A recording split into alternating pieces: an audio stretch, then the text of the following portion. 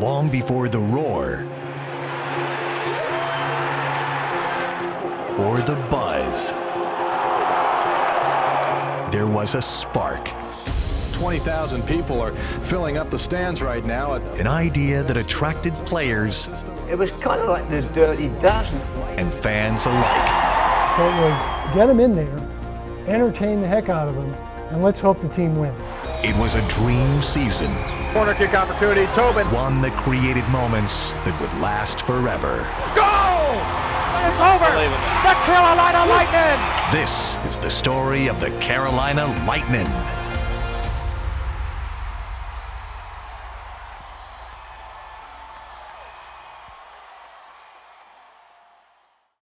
For months, we've been talking about the future of soccer in Charlotte. Bob Benson is trying to help. He directs the mayor's pro sports committee and is hoping to get an American Soccer League team here. But that stadium contract is not appetizing to the ASL. I met Mr. Benson with the Charlotte Sports Action Committee, which made up all sports, to try and bring Charlotte into Major League sports. Part of the reason why there was a committee was this very strong desire to be a world-class city, and to not have a Major League professional sports team in the city symbolizes we're not a world-class. Charlotte never held on to any kind of professional sports team. I mean, we had the Charlotte O's, which was a AA baseball team, but they had been here for a while. The O's had won the Southern League Championship, and that was the year that Cal Ripken Jr. had played for the O's and had won Southern League Player of the Year. They were a good, solid franchise, a good ownership, local ownership. The Crockett's, who did the pro wrestling also. Pro wrestling was huge. I mean, we ran results sometimes in the Charlotte Observer of pro wrestling.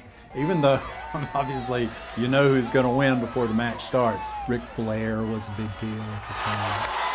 NASCAR was really rising, and Humpy Wheeler was doing this amazing job of just putting on these great races, but also a fun show at the Charlotte Motor Speedway. We had a football team, I think they were the Chargers maybe, and they didn't really last that long. I've been given some indications that there have been people here already talking with Greensboro about the possibility of moving this franchise there if things don't work. The only thing we do know, they've been successful down there because the community has gotten behind all their sporting events, and for some reason Charlotte has. A number of minor league teams had tried to start something in Charlotte, and really none of it ended well. The assistant city manager doesn't know when the contract will be reworked for sure, but one thing he does know for sure, the city is not about to let the American Soccer League get away. We had the 1979 first ever professional soccer game in the Carolinas, the NASL teams, the Minnesota Kicks and Atlanta Chiefs. Phil Woosnam, who was the president of the North American Soccer League, he attended the game because Charlotte had been on the radar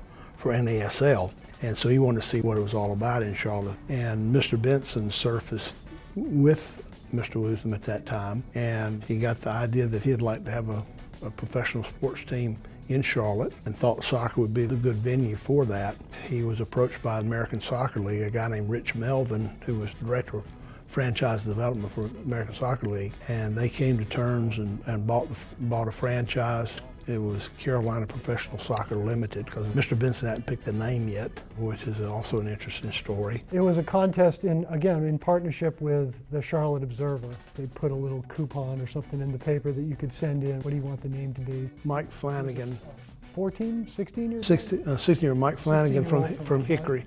He'd been in Lightnin, ING, Lightnin. And Bob, although Bob was from Pennsylvania, when he came to Clemson, he became a Southerner.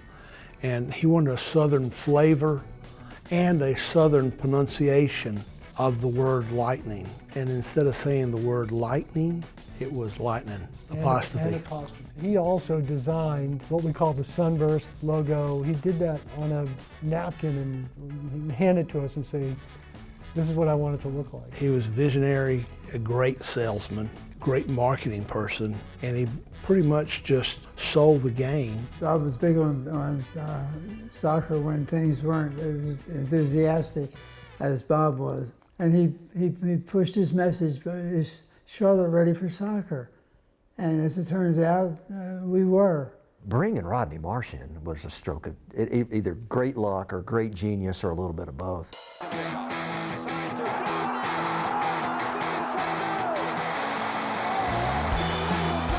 Rodney Marsh was probably comparable to Michael Jordan in terms of popularity. He couldn't walk down the street in England. Marsh. Oh, look at that for skill by Marsh. Oh, and what a goal! Rodney Marsh. He always liked to have fun. His nickname, universally known, Clown Prince of Soccer. Ladies and gentlemen, would you welcome Mr. Rodney Marsh? Somebody said, though, that you were a greedy player, a selfish player. You only played for yourself. Do you go along with that? Absolutely. He ran with a crowd of similar players, like a guy named George Best and then Bobby Moore, two iconic players. The three of them were together all the time. He was a very charismatic guy, very personal, and had played at the highest levels in England and the world. I'll tell you, I was a born soccer player. Did everything on my feet. Rodney became available because he was coaching at New York United, and things weren't working out for him there. And Mr. Melvin got word that Rodney would consider moving somewhere. I had a phone call from Bob Benson, and Bob said, if you're interested in Rodney, we're looking in our expansion franchise for next season. He said, if you'd like to come down and chat with us, we'd love to have you. Went down, spoke to Bob, and as soon as I arrived in Charlotte, I just knew that it was right. I don't know why that was, but I just knew it was right. Even if you didn't know anything about soccer, and none of us did, we knew who Rodney Marsh was. You know, he's this good-looking, long-haired English guy, kind of brash. But if nothing else, he had a National Miller Lite commercial, and I still remember the line. Look, Mum, no feet. Getting Rodney Marsh here was almost some instant credibility. It was amazing when I first came here. I expected, having played in Florida for so long, people would know me. And everybody that sees me says, oh, you're the guy from the Miller Lite commercial, you know. And he's very engaging. He's very experienced in terms of dealing with the news media and crowds. He's a great public speaker. He's got a great sense of humor. You could not ask for a more recognizable person for a soccer fan or a non-soccer fan to suddenly be the face of the franchise, which is what he became. Major League Sports have returned to Charlotte as the America's Soccer League's Carolina Lightnin have opened camp at Tega Cay. There are 15 players on hand with another 20 expected to filter in over the next few days. By the time the season starts May 2nd, Coach Rodney Marsh expects to have the roster cut to around 16. In an organization or venture like we have, you want to engage the local community, and from a sports franchise, what you always do is you have local tryouts. It was embracing community goodwill. Hey, look, we're here, but you're our community, and heck, if you play soccer, you're welcome to come and give it a game. Players are obviously happy to be with the Lightnin, but have found out after only one session that practice under Rodney Marsh won't be a piece of cake. Tough coach. It's quite an honor to be able to play under him. I think I'm going to learn quite a bit from, somebody who's played as many games, first division, then over here in the NASL. The recruitment of trying to put together an expansion franchise is difficult in any sport, but I think it was about 3 weeks we had these open tryouts to see if we could find like a diamond in the rough. We had some good local players that showed up. We had some people that just fell off the back of a truck. We had military people trying out, and they were trying out in their military boots. It was a free tryout, you just showed up, but we had players that were coming here with multiple year careers with different teams. We were approached by the players. They were calling us saying, can we come down to Charlotte? Brought in Don Tobin, who became our quarterback, if you will. I played in the All-Star game here, and they treated me great. I mean, everything was great, was first class, and I've come here for that reason, really. I was playing for California Sunshine. There was an All-Star game, and that All-Star game was coached by Rodney Marsh. Rodney was like one of my heroes as a player. So my first look at Carolina was that All-Star game at Memorial Stadium. Santiago Formoso and I, who were former teammates in the NASL, neighbors, we lived across the street from each other in Kearney, New Jersey. Got a phone call from him saying, hey, Hugh, I heard that Rodney's starting a new team in the Carolinas. Rodney Marsh is going to take over the Carolina Lightnin. And I said, this is it. He was being known as the Clown Prince. He just loved to play. He wasn't about all the other crap that goes around the game. I spent a lot of years with him in the league in the NSL, and I really got to like his style, the way he played. And he's a very loose person, although he likes to work out hard and get the most out of it. We knew that he had flair and style. We knew that he was a free spirit, and that, you know, we could express ourselves and it wasn't going to be a robotic type team. Am I going to have to take this to my mom? I was actually going to be signed by the team in Atlanta. I got the flu during training camp. I was in bed for almost 10 days. And when I recovered from the flu, I learned that they no longer wanted me to play for them. I was a little shocked, and I met a fella named Miguel Avila. We both completed a tryout with the Chiefs. The Chiefs released us, and we were recommended to contact Carolina. So we both ended up making that drive and connecting with Rodney and the team at that time. I had played a couple years in the American Soccer League up in Pennsylvania, and it was Rodney who contacted me and my agent at the time, and that's how I ended up coming down. I stayed with New York Apollo / New York United. In March or April, I went down to check out Charlotte. Didn't have a clue where it was. We're living in Westchester County in New York. And we get to Charlotte and we're like, is this real? A one-horse town. This was nothing here. The people in Carolina were very genuine and very family orientated, you know, and I love the people, and I really like the way they talked. It was kind of tough being an African-American player because everybody else that I've talked to about North Carolina, they talked about Ku Klux Klan. And when I came here, there was nothing downtown. It was a ghost town. The one thing that stood out for me was the people. I mean, I have never met people in my life before that were so kind, considerate, welcoming. I mean, and I've lived in Australia, I've lived in Ireland, I've lived in England. It was like, this can't be real. This has got to be a joke, right? They're all going to turn nasty on us at some point and think they're back in the Revolutionary War and they're going to throw us out because we're British. But it didn't happen. And they took to us, and we actually loved it there. I'm 2 years into a professional career, but all the guys that I'm playing with, David Power, right, Don Tobin, most of the other guys have been playing professionally longer than I have. You can have conflicts with new players coming on. You can have strong personalities that clash. We didn't see any of that to begin with.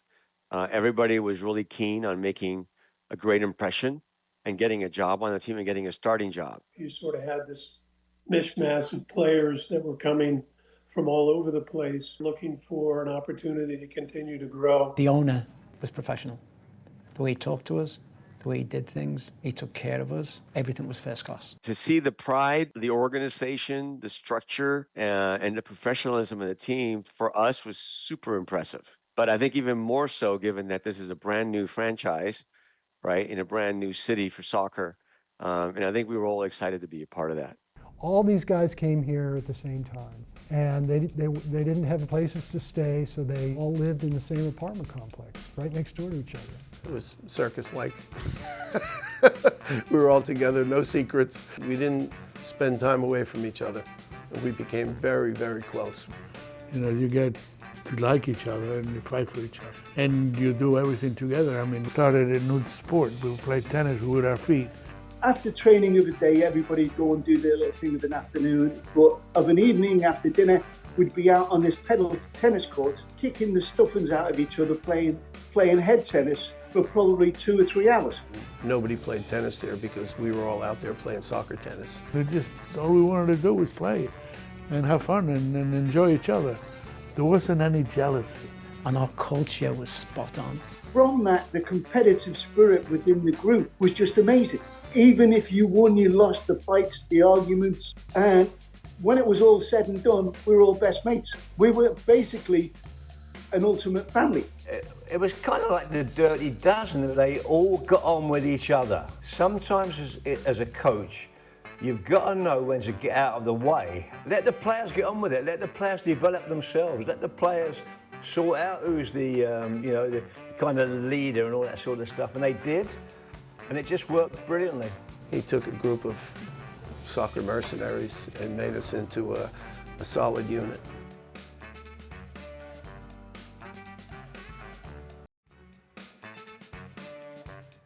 Mr. Ben's a very successful businessman, and he kind of knew how there were some similarities between starting a industrial business a sales business, a marketing business, and a professional sports team.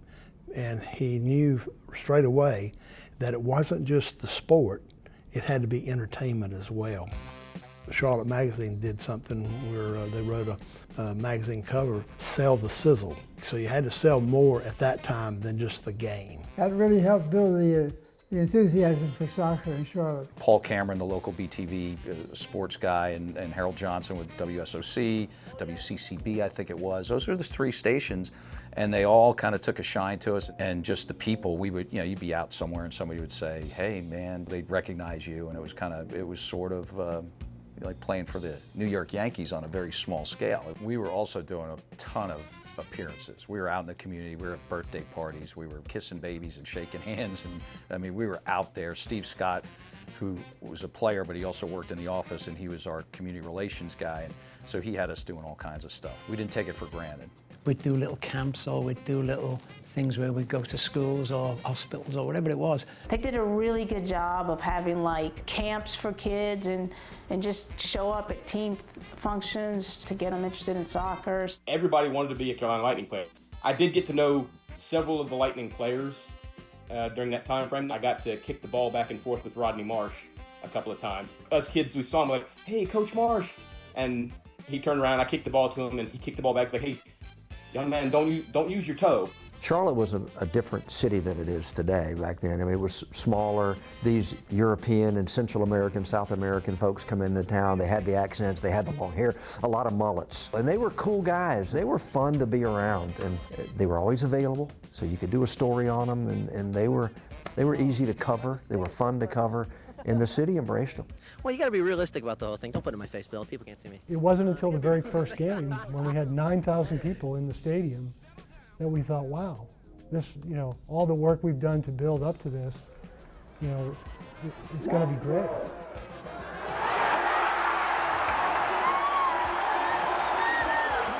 I loved their uniforms. I thought the uniforms were cool. Really, it was a benchmark for Charlotte. They did a lot of things right, really from the get-go. Bob and Rich were big thinkers. They understood. There weren't enough soccer fans to fill the stadium in those days, so you had to make it fun, and they got that. It was a fun night out. The thing that I didn't expect was the enthusiasm of the supporters, the fans, and they were cheering everything. It didn't matter what's happening; they just cheered everything. And there was music played, almost the whole game. There was a lot of jokes about every time a player got injured, you'd hear the Budweiser theme song come over the PA. And we had a guy in the very first game who may have had a little bit too much to drink, and he got up on the rock wall that surrounds Memorial Stadium, and he started dancing to all the music that was playing. And of course, Ed and I, being the operations guy and worried about safety or whatever, we were on the headsets together, and we were saying, that guy's going to fall off that wall and break his neck, and we better get him down. Bob Benson, as a promoter, said, no, he's our new mascot. Next game, put him in a uniform and a hat with lightning bolts coming out of it, and told him to go up there and dance on that wall as long as you could. Rick Cole's known as Flash. Flash. Forevermore. Sparky the Lightning dog would come out. He was like this little mutt-looking dog, and he'd nose the ball down the field and run around, and it was always pretty cool for the crowd to see that. We'd like to take all the credit, but we think that the real reason was Sparky the Lightning dog. He was a big draw. The Lightnin never trailed as they got their first goal here by Mal Roach on a direct free kick only 3 minutes into the contest. Less than 10 minutes later, the Lightnin struck again. This time, Dave Philpotts came all the way from his defenseman's position to take Miguel Avila's pass and put the Lightnin up 2-0. After the game, Mal Roach talked about his second goal of the season. I've been practicing quite a lot of penalty kicks. I felt very confident. The ball was on the penalty spot and I hit the ball really well. It's a great night for the Carolina Lightning. I thought we played really well. The boys tried 100%. It was a good game. We possibly could have scored a few more goals, but that'll come later on in the season, I think. We're picking up an awful lot of points early, which is a good indication that we're pretty much on schedule as far as our first-year commitment to make the playoffs at least, and we're quite pleased. And Rodney, of course, feels that the team is just starting to gel, and if we can win some games early, of course the other teams come on later on in the season, but I think we'll be able to hold our own. The other important piece was we did a lot of promotions. They marketed like no other. you know, for the franchise. I mean, we gave away a car. The one with the Z28 Camaro that we did, that was in joint partnership with the Charlotte Observer. My dad was the type of person that entered every contest that he ever heard about. And so he heard about the soccer team and we entered the contest. They had a page in the Charlotte Observer that you would rip out and fold that and make your paper airplane, put your information on there. Or you could also go to the Charlotte Observer once a day and pick up, I think, 5 of those sheets. So my dad went every single day on his lunch break and got as many as possible. He tested a bunch of different designs of paper airplanes to try to find one that he thought would, fly out and then maybe drop into the top of the car. So we had quite a few airplanes, and the entire family was folding airplanes, making airplanes. People were coming in there to the stadium that night. They were coming in with loads of these papers that they folded up in the stands and made into airplanes. So at halftime, we drove the Camaro up into the stadium. So you would just go and throw your airplanes and try to get it in the car. And the sight of thousands of airplanes from the stands and the people throwing. My mom and my 2 brothers were sitting in the stand, and then when they saw that I had won, my mom actually jumped over that wall and jumped down onto the field, and I maybe hurt her back a little bit, but she was all excited. I don't know if she even had shoes on. She jumped down and came running out, and I actually don't even remember who won the soccer game because we were so excited about the car, but it was very exciting. Scott Manning, who was the player that got struck. Back then you could wear metal cleats. The stadium had the lighting structure, and lighting structure got hit. I've got metal cleats and I'm standing on a sprinkler head. It must have been no more than 30 feet away from him. And he went down in a heap and all his hair was all frizzled and fuzzy in the air. Bob Benson had a jersey made up that it basically, I've been struck. I remember the Beach Boys, of course. That was a big deal. Tickets for tonight's concert went fast. The marriage of music and sports only added to the attraction for most people. And show promoters promised that there will only be a 23-minute delay between the Lightning game and the Beach Boys concert. Their equipment is all on wheels, and everything was pre-tested this afternoon. And the Beach Boys one was very memorable for most of us. We really enjoyed having a chance to see them. That one was a great one. I have never been in a locker room that cleared out as quickly as the Beach Boys concert that they had there. I think there was a couple guys that didn't even take a shower. They just put clothes on and went. Thankfully, Mr. Benson is a good negotiator because the Beach Boys were still pretty big, huge right then. I would never thought we could have got the Beach Boys. I thought we could have got the Swinging McDallions from Myrtle Beach, maybe. Once you do some crazy stuff, you got to go crazier. I mean, we gave away a plane. Everybody who attends the Lightning's June 18th game with Pennsylvania is going to have a shot at winning this $36,000 Piper Tomahawk. All it's going to take is a little luck with a multiple choice quiz and the ability to throw a frisbee. I kind of enjoy the airplane because not just in soccer, it's never been done in a sport in the world, and we've kind of checked that out. No one's given an airplane away. After the game, the Lightning gave away a $36,000 airplane won by this man, Joe Lucas of Pineville, for throwing a frisbee closest to the nose of the plane. I think that was a great example of the creativity of our front office staff and what they were doing to try to market the game, right, and try to get people out to the games. We've never seen anything like it. And as players, we were on the periphery, and we'd hear about it, and all of a sudden it's like, lads, we got a great idea, this is what we're going to do. But then everybody bought into it because it was presented in such a manner that, you know what, lads, why not? We can be the first to do this. We didn't look at it as a gimmick. This is a genuinely great attempt to put people in the stands to attract attention to the game, to the sport, and to make it a fun event for everybody. Everybody wants something free or a chance to win something free. I do too, you do. We're no different than anybody else. It's just the idea of what they were doing, kind of like the Evel Knievel of soccer.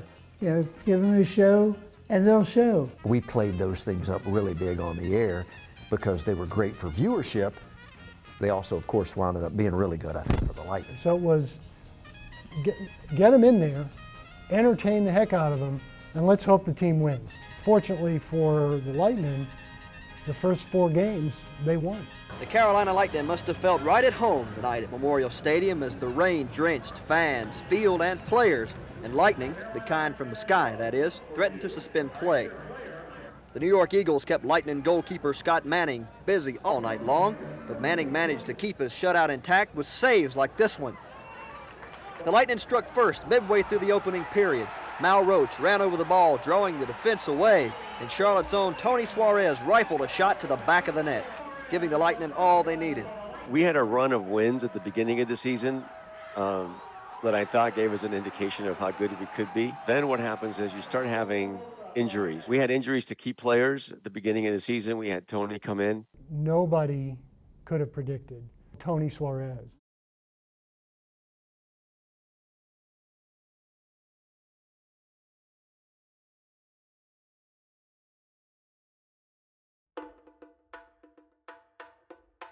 Well, I'm one of 12, so I have 7 brothers and 4 sisters, and I'm the youngest. I was born in Miami. 4 of us were born there. Of the 12, 8 were born in Cuba. It's a bizarre story. Roberto Suarez was a friend, a good friend of Fidel Castro. They both went to this kind of elite private high school in Cuba. They graduate, and he starts becoming a big deal politically and getting a lot of support in Cuba. Fidel Castro ends up overthrowing the regime in Cuba in 1959. Roberto Suarez quickly realized his mistake. His friend and colleague and this person he had shared a lot with turned out to be very much not the person he wanted to run his country, and he totally flipped sides. And so Roberto became anti-Castro and became part of an underground movement to remove Castro, even was part of an unsuccessful plot to orchestrate the assassination of Fidel Castro. Didn't work. By this time he's married to Miriam Suarez. And they had 8 kids. That was when they decided it was too dangerous for the family. And so they sent Miriam and the 8 children to Miami. Roberto stayed behind trying again to overthrow the government, basically. Castro obviously stayed in power forever, so he came to Miami as well. Roberto had gone to college in the U.S. and was very overqualified for the job he got in Miami at the Miami Herald, the newspaper there. However, that's just the job he could get. So he worked in the mailroom, sort of in some very menial labor sorts of things, but they quickly realized his potential. He started moving up the ladder. In 1972, the Suarezes moved to Charlotte so Roberto could have a very high-ranking position at the Charlotte Observer. They moved the whole family, kit and caboodle, up here. And so Tony Suarez didn't get here until he was about 16 years old. I was 7, but the craziness was that it just felt like it took forever to get anywhere. And there was dirt roads to get to school, like a farmland really is what Charlotte was back. It felt that way. Some of the kids were older, some were younger, but they all enrolled in various schools. I loved Tony. His family came from Cuba. He was shaggy hair, loved life, loved just playing soccer. He went to Myers Park High School. He's a Mustang. I made him good. He was good enough as a high school player to be recruited, not in an enormous way, but good enough to go to App State and play college soccer. That did not work out. Then came home and played at Belmont Abbey. But he wasn't like a superstar or anything like that. And so after Belmont Abbey ended, he did not get his degree. He was just in town working and played for semi-pro teams here that we had. But sort of at loose ends when the Carolina Lightnin open tryout came. Tried out, didn't make the team, but he hung around, filled an amateur slot on the team, went to practice. Ed hired him to drive the team bus. I was disappointed that it didn't make the cut on the first trial. I tried to do some little maneuvering myself there. I figured if he's driving the team bus back from training camp every day and the coach is on that bus, then Rodney's going to see him every day, every morning, every night. It's hard to imagine today, but it's like the Carolina Panthers have a practice squad, for instance, in the NFL. It would be like if one of their practice squad players was on the team and then he also was a pilot and drove the team plane. He didn't go away. Every time Rodney turned around, he was under his feet. He would have done anything, to be with us. We were all surprised because in training camp, quite honestly, He didn't look like he should be on the team. It was quite extraordinary, really. I mean, you can't coach speed, you know, and Tony Suarez was a naturally quick player. Was he fit? Not particularly, because he hadn't trained professionally at all. He was persistent, so Rodney kept him around, and he just worked really, really hard. He was very hungry, very dedicated, and he pushed himself to be part of the team. He was such a nice kid. I'm do anything for us. The Suarez family took a lot of them in, you know, brought them over and fed them dinners. His mother and father took us in like another one of their children. They already had 12 children, a dozen. And they took us in, not knowing us from Adam. My mom and dad were really good to the boys. We had a lake house up at Lake Norman back then. They'd come out on weekends and hang out, and my dad would cook, and then they would just have fun. As fate would have it, I got injured and missed the first 5 games of the season. And there was other injuries as well in the forward, area of the team. We ended up with 4 players on the bench. So we've got our starting 11 plus 4 or 5 on the bench. And during the game, we had 2 players get injured during the game. And I looked along the bench, and the only forward player we had was Tony Suarez. And I said, "Hey, son, get warmed up." And he looks at me, and his eyes were like saucers. It was like, "I'm not going to play, am I?" So he comes into the game, and one of our central defenders cleared the ball away, and he hit it about 50 yards over the top. And the defender, marking Tony Suarez, had like a 10-yard start on him. And as they were running, Tony just went woo and ran straight past him. He got on the end of the ball and towed it into the back of the net. And the whole crowd went woo. And the rest, as they say, is history. Tony the Tiger has now got his own fan club. He exploded. He did, he really did. Everything he touched that year went in the back of the net. He just had unadulterated speed. You could hear the crowd when Tony would get the ball. It would be like a roar. He had quite an entourage of the young girls and that with the flowing hair and everything, which flew pretty fast when he was running. He was in the limelight, and he was eating it up. I truly believe that a lot of fans came just because Tony was playing on the field. It changed everything. It changed everything for him, it changed everything for the team, and it changed everything for the city. I get phone calls about him saying just how good he is for the community and for the team. It's been really tremendous, and he's a nice lad too, which helps. He really became Charlotte's first pro sports superstar. He was everywhere. He was on every media. The Tony Suarez story is well known by now. It's the hometown boy makes good one. He attended Myers Park and Belmont Abbey and now is becoming something of a celebrity in Charlotte. Suarez scored 4 of the Lightning's 5 goals in the just concluded road trip and assisted on the other one. Now is on the All-Star team and ASL Player of the Week. This local underdog kid makes good was really kind of the Rocky story, and Tony lived it. You've got these professional players, many of whom have played at the top of the game, all come together because of Rodney. And suddenly there's this young kid with such youthful enthusiasm. And I think it really made the players remind themselves why they love soccer. This is a game for fun. Let's have fun. We're going to win. Every game I learned, like the last game we had, we were down 2 men, and I started to take players on, and it's really the first time I've been able to do that. So Tony comes in, and he's super fast. So then we designed the way of playing that would help suit Tony's game more than what we had before. He could run and get behind players, which really helped me because my job was to play them balls in behind for Tony to make them runs. You can chalk one up for speed and finesse over size and muscle tonight as the Lightning got the kind of win they've been looking for all year. An impressive victory over a talented team. The first half was a scoreless showdown, but the Lightning came out smoking in the second period as Tony Suarez fed Mal Roach for the score. Carolina went up 2-0 when Dave Philpotts headed a Miguel Avila corner kick into the Express goal.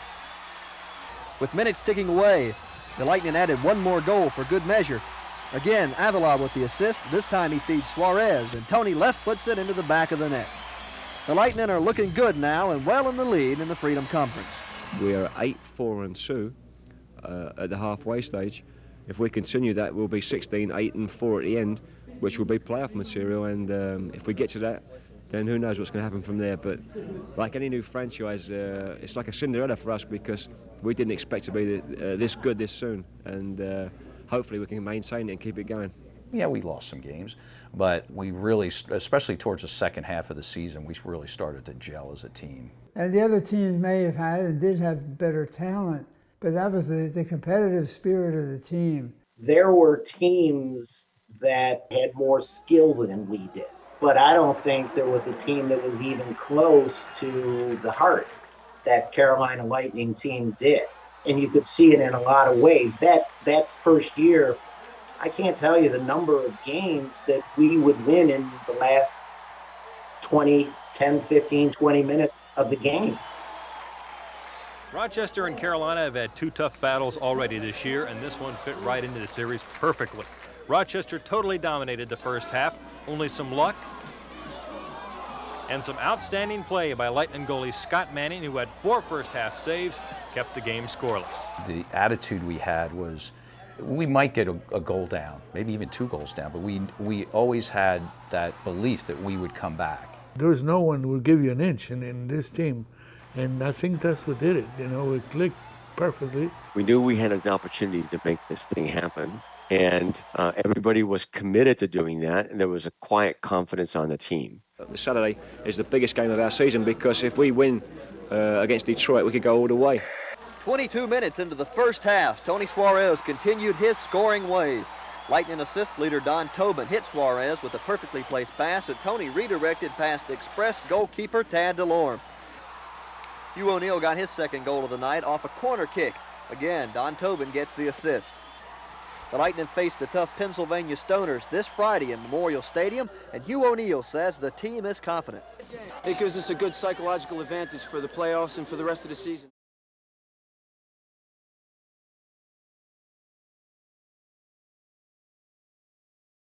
You know, we were having a good run at the end of the season from a playing standpoint. I never ever thought we'd lose.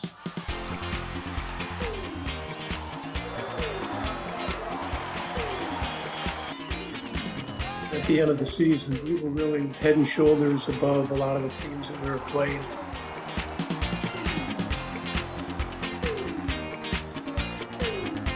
The players have been brilliant this season, Harold, and quite frankly, I've been proud of them. They've been brilliant. And for it all to come down to one game is the way it should be. I think the American way is that winner survives and loser goes home. And I have no problem with that. The players have been brilliant, and whatever happens, we've had a tremendous year. But I've got a funny feeling inside that we might go all the way. Is that a prediction? It's no predictions, no. You don't make those anymore, do you? They scare me. But we've had a spell now where we've played just some tremendous soccer. And the last 6 games here in Charlotte have been unbelievable. We've scored 5 goals against the champions. We've scored 4 against Detroit. We've scored 3s and 4s regularly. And we're just playing awesome soccer at the moment. And if we can carry that on, then we'll go all the way. The Lightning got all they needed at the 28-minute mark. Don Tobin adding another to his long list of assists. Tobin picking up the loose ball, passes to Dave Philpotts all the way down from his defender's position, and Philpotts heads it in for his 5th goal of the season. The Lightning went to the locker room up 1-0. In the second period, Scott Manning made a tremendous save on a penalty kick to keep his shutout intact. It's his 7th of the season.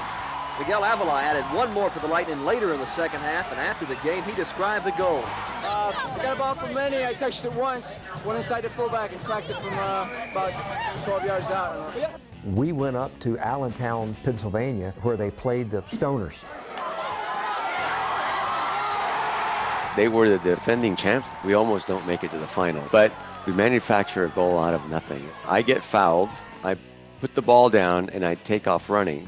I believe I pass it into Joey Fink, who passes it into Mel, and Mel scores the goal. But it was out of nothing. I think it's a goal that characterizes a little bit what our season was about and what we were about, because usually when there's a free kick, everybody pauses. And that's not what we're about as a Lightning. We said if you have a chance to get going on this thing and make things happen, you make it happen. It's final time, isn't it? You know, we're all ready. You know, we've fought hard. We've had a good year.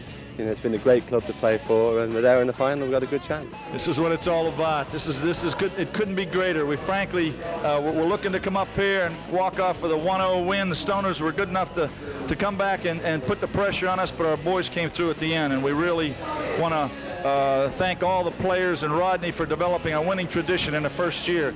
We said, gosh, we're in the championship game. The Carolina Lightnin will finish up their first season against the same team they started it against, the New York United. That's also the team they had the most trouble with in between. Since the season opened, Lightnin coach Rodney Marsh has maintained that the United were the best team in the league, and now they have the record to prove it. But there is a distinct feeling in the Lightnin camp that may not be true a week from tonight.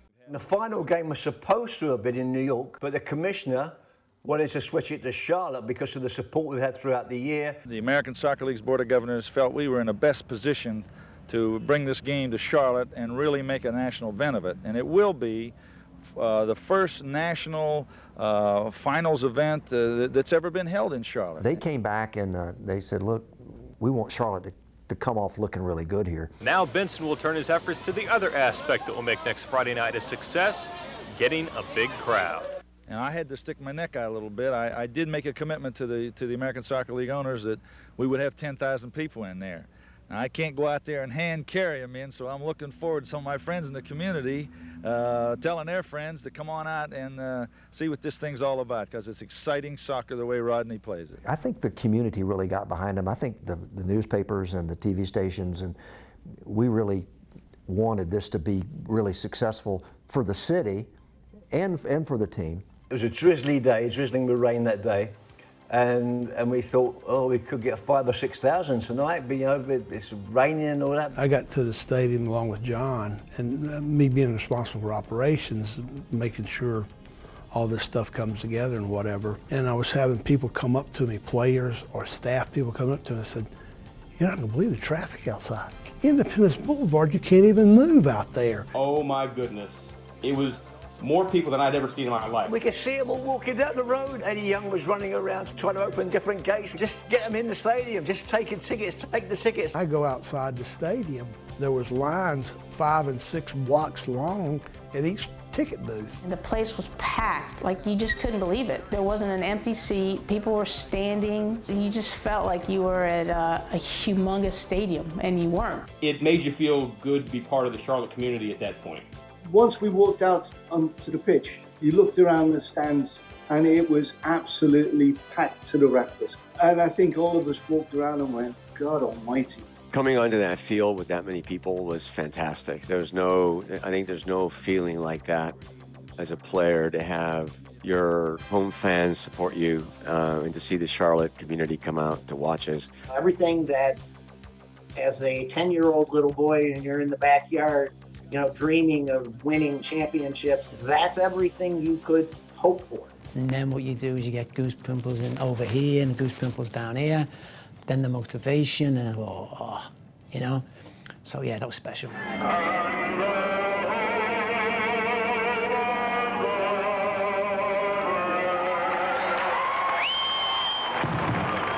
National anthem capped off by fireworks at Memorial Stadium. Just about 20,000, it looks like. We'll get an official attendance figure a little bit later on. But just an enormous crowd. We haven't seen Memorial Stadium filled up like this in a long time. It really is something else to see this many people pouring in for this game tonight. So then we kick off, and it's a scrap. Yeah, I think that both teams are going to want to come out hot if they possibly can. And it was a tough game. New York was a very, very good team as well. Bodies flying and the Lightning control. The games always start out very quick, very physical. Paul Kitson puts it in front of the area, and Scotty Manning comes down. Scotty watched that one and pulled it right in. Checks his defenders. They scored first. Oh, goal! Solomon Hilton. Unbelievable. Solomon Hilton scores an absolute screamer. On the board, you see the United players. There's no panic. It's like, lads, we got this. Experience is a lovely teacher because we did that a lot during the year. And in other games, that didn't bother us. We never stopped, we never lost our composure, and we didn't that night. Our heads didn't go down at that point in time. I think we just get after it and say, let's go tie this game. Lo and behold, late in the game, we get the equalizer. First toss in is kicked out of bounds in front of the goal mouth area. Now a headshot, a goal! Yes.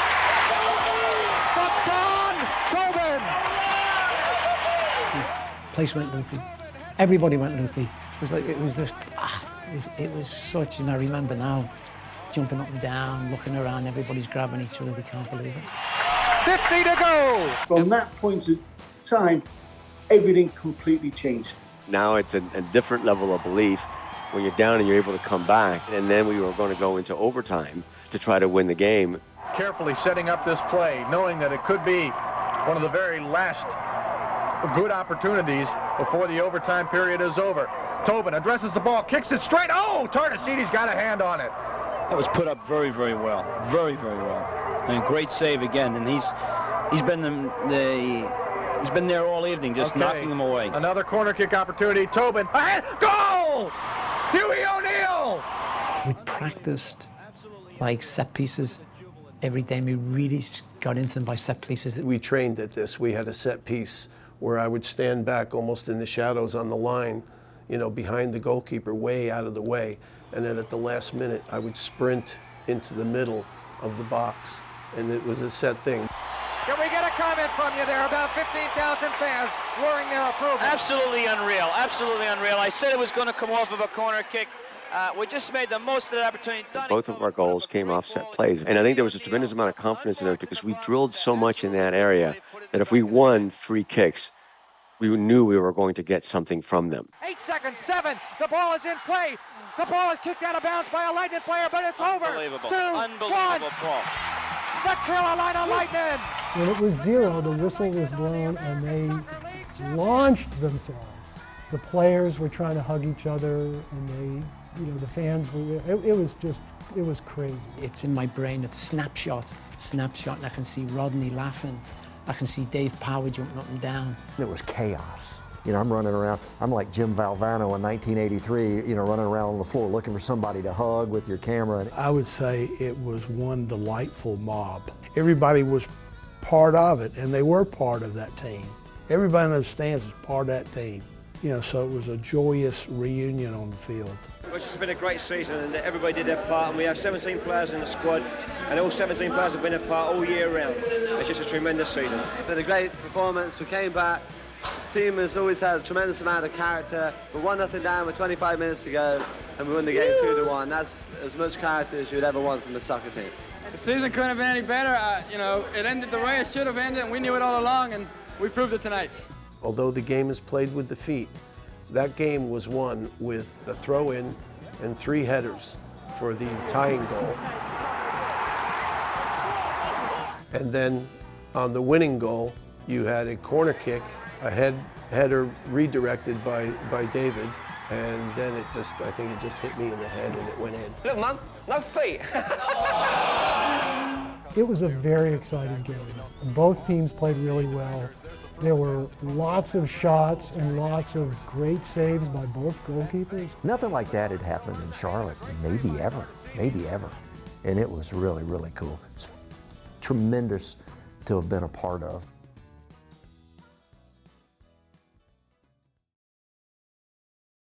When Tony started playing and he became a superstar in the city, I was 15 and thought it was the coolest thing ever. So I dabbled in writing a little bit back then. Nothing fancy, but I used to like to write little poems here and there. So I wrote one for him. It's you're a superstar. You have a dream you want to fulfill.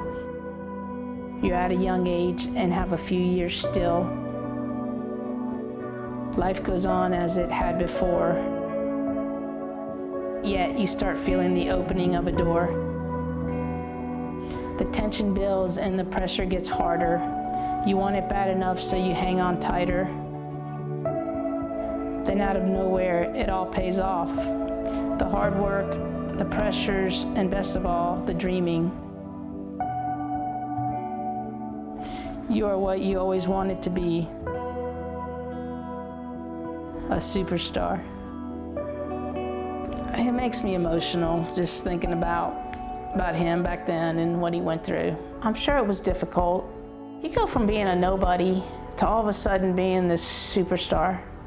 I mean, your life changes overnight. And then he gets hurt and it shuts him down. Catch the first run? Yeah.